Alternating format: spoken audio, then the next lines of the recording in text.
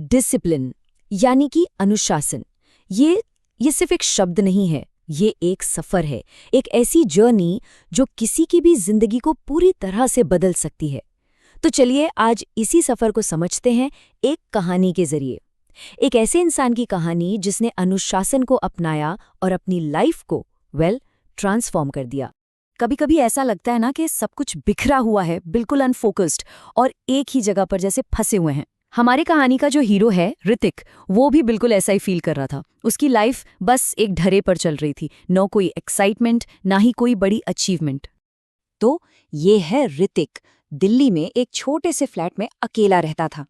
Job से भी कुछ खास खुश नहीं था। उसको ना अंदर ही अंदर हमेशा लगता था कि वो कुछ बड़ा कर सकता है, पर बस कर नहीं पा रहा था। फिर एक रात ऐसे ही फोन स्क्रॉल करते करते उसकी नज़र एक किताब पर पड़ी, हाउ टू बी डिसिप्लिन्ड, और बस यहीं से सब कुछ बदलने वाला था। तो इस सफर का सबसे पहला लेसन, बदलाव की शुरुआत बाहर से होती है, एक स्ट्रक्चर, एक ढांचा बनाने से। और इस ढांचे की जो नींव थी वो थे एकदम साफ क्रिस्टल क्लियर गोल्स। पहले ऋतिक के सपने वो काफी लोगों जैसे ही थे, बड़े लेकिन धुंधले। अपनी कंपनी शुरू करनी है या मार्केटिंग में एक्सपर्ट बनना है।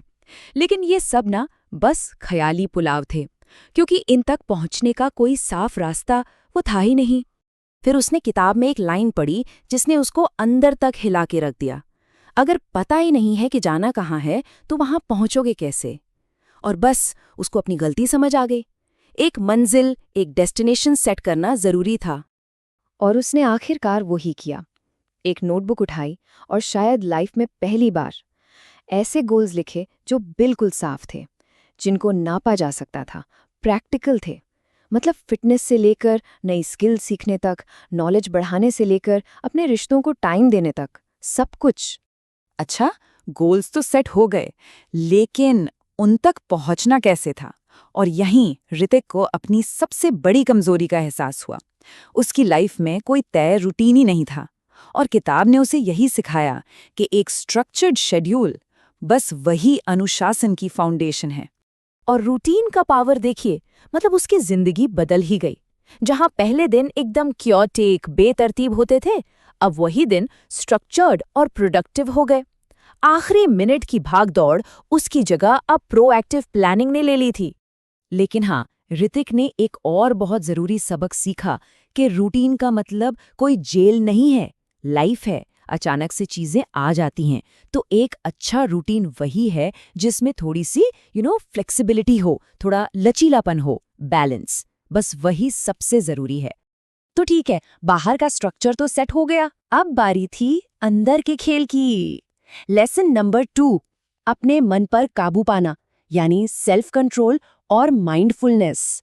सोच के देखिए, टीवी देखना, घंटों सोशल मीडिया स्क्रॉल करना, ये छोटी छोटी चीजें ऋतिक को उसके बड़े गोल से दूर ले जा रही थीं। तभी किताब की इस लाइन ने उसको सेल्फ कंट्रोल का असली मतलब समझाया।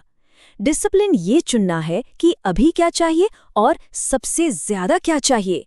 और इसके लिए ना उसने एक सिंपल सी लेकिन बहुत पावरफुल टेक्निक अपनाई। जब भी कोई डिस्ट्रैक्शन सामने आता, वो खुद से बस एक सवाल पूछता था, क्या ये चीज मुझे मेरे गोल के पास ले जाएगी या उससे दूर? पर एक और चैलेंज था, मतलब रूटीन भी था, सेल्फ कंट्रोल भी आने लगा था, लेकिन ऋतिक का मन वो अभी भी भटकता रहता था। कभी पास्ट की बातों में खो जाता, तो कभी फ्यूचर की टेंशन में। वो प्रेजेंट में जी ही नहीं पा रहा था।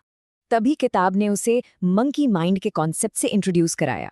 पता है, हमारा दिमाग एक बंदर की तरह है, जो एक सोच से दूसरी सोच पर, एक डाल से दूसरी डाल पर बस कूदता रहता है। और इस बंदर को शांत करने का, उसको कंट्रोल करने का तरीका क्या है? माइंडफुलनेस, यानी हर पल में पूरी तरह से प्रेजेंट रहना। और रोजाना सिर्फ 10 मिनट के मेडिटेशन से ऋतिक की लाइफ में कमाल के चेंजेस आए।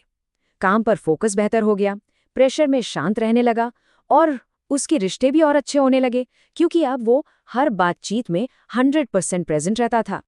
चलिए, अब आते हैं कहानी के सबसे जरूरी मोड़ पर। लेसन नंबर 3, रेजिलियंस, यानी मुश्किलों से लड़कर वापस खड़े होने की ताकत। और ये ताकत आती है फेलियर और कंसिस्टेंसी से, यहाँ ऋतिक ने सीखा कि डिसिप्लिन का मतलब परफेक्ट होना बिल्कुल नहीं है। अपनी पूरी मेहनत, अपनी सारी नई आदतों के बावजूद ऑफिस में उसका एक बहुत बड़ा प्रोजेक्ट बुरी तरह फेल हो गया और ऋतिक वो टूट सा गया। उसको लगा कि सारी मेहनत बेकार हो गई, कि वो वापस जीरो पर आ गया है। और फिर उसके माइंडसेट में एक छोटा सा बदलाव आया जिसने सब कुछ बदल दिया। किताब ने उसे सिखाया कि फेलियर यानी असफलता वो एंड नहीं है, वो तो सक्सेस की तरफ बढ़ने की एक सीढ़ी है। जरूरी ये नहीं कि फेल ना हो, जरूरी ये है कि उससे सीखो, हार मत मानो। तो ऋतिक ने बैठकर अपनी हार को एनालाइज किया।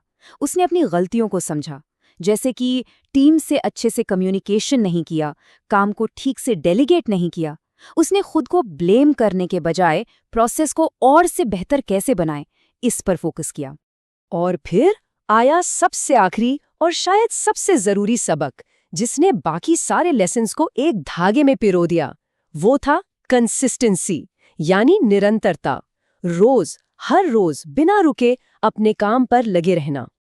देखिए, मोटिवेशन आपको शुरू करने में हेल्प करता है, पर जो चीज आपको आगे ले जाती है ना, वो है कंसिस्टेंसी।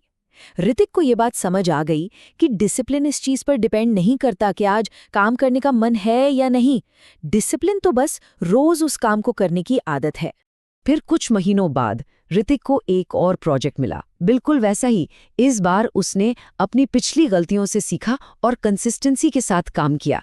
नतीजा, एक सुपर सक्सेसफुल प्रोजेक्ट और मैनेजर से ढेर सारी तारीफ। उसने ये प्रूव कर दिया कि कंसिस्टेंसी ने उसकी सबसे बड़ी हार को उसकी सबसे बड़ी ताकत बना दिया था। तो इस पूरी कहानी का सार क्या है? यही कि डिसिप्लिन या अनुशासन ये कोई डेस्टिनेशन नहीं है कि एक बार पहुंच गए और बस काम खत्म। नहीं, ये एक सफर है, एक लगातार कोशिश, हर रोज खुद को थोड़ा सा बेहतर बनाने की। ऋतिक की कहानी हमें ये दिखाती है कि छोटे छोटे कदम और कंसिस्टेंट एफर्ट से किसी की भी लाइफ बदल सकती है। तो ये सफर एक सवाल के साथ खत्म होता है। आज, अभी, ऐसा कौन सा एक छोटा सा प्रॉमिस है जो कोई भी खुद से कर सकता है और निभा सकता है?